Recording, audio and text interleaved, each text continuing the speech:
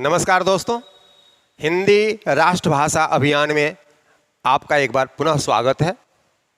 और आज मैं बिल्कुल ही प्रारंभ से हिंदी भाषा संबंधित सारी जानकारी आप तक पहुंचाने का प्रयास कर रहा हूं।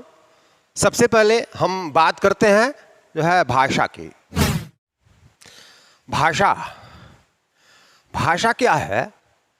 तो भाषा हमारे चिंतन मनन और विचार विनिमय का एक माध्यम है और यह वाग ध्वनियों पर और उनके संकेत चिन्हों पर आधारित होता है।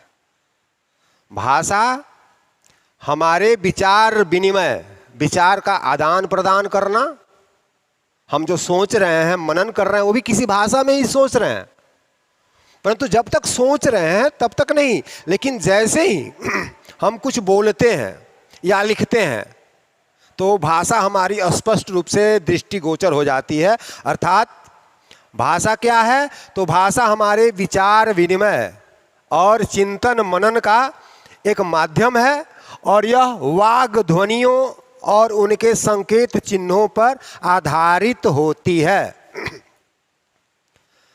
अब हम बात करते हैं भाषा के रूप की।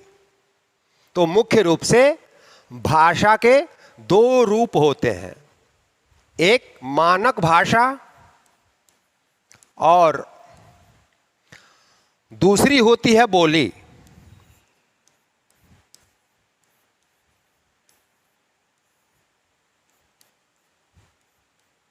अब देखिए, मानक भाषा और बोली।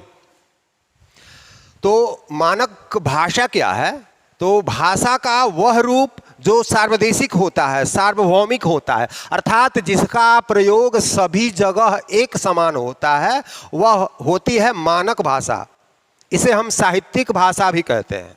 मानक भाषा को मानक भाषा साहित्यिक भाषा भी कहलाती है। तो भाषा का वह रूप जो सार्वदेशिक हो, सार्वभौमिक हो। सार्वदेशिक मतलब देश के प्रत्येक क्षेत्र में एक समान हो। सार्वभौमिक हो मतलब प्रत्येक जगह एक समान हो, वह मानक भाषा है। और बोली वह क्षेत्रीय भाषा जो पूरी तरह से अभी व्याकरण के द्वारा परिमार्जित नहीं है, वह बोली है। दूसरे शब्दों में हम कह सकते हैं कि भाषा के सार्वभौमिक रूप को मानक भाषा कहते हैं और भाषा के क्षेत्रीय रूप को या प्राकृत रूप को बोली कहते हैं। भाषा और बोली, देखिए, बोली जब व्याकरण के द्वारा परिमार्जित होती है, उसमें सुधार हो जाता है, तो वह मानक भाषा में चली जाती है, उसमें साहित्य की रचना होने लगती है। और मुख्य रूप से ये दो ही हैं, एक मानक भाषा और एक बोली। अर्थात मानक भाषा जो देश के सभी स्थानों में एक समान बोली जाती है और बोली वह क्षेत्रीय होती है, उसमें प्राकृत मतलब भाषा का प्राकृत रूप होता है, वह बोली होती है। अब मैं पुनः आपसे एक बार निवेदन करता हूं कि अभी तक अगर आपने हमारे चैनल को सब्सक्राइब नहीं किया है तो कृपया सबसे पहले इसे सब्सक्राइब करें, इसे लाइक करें और अधिक से अधिक शेयर करें।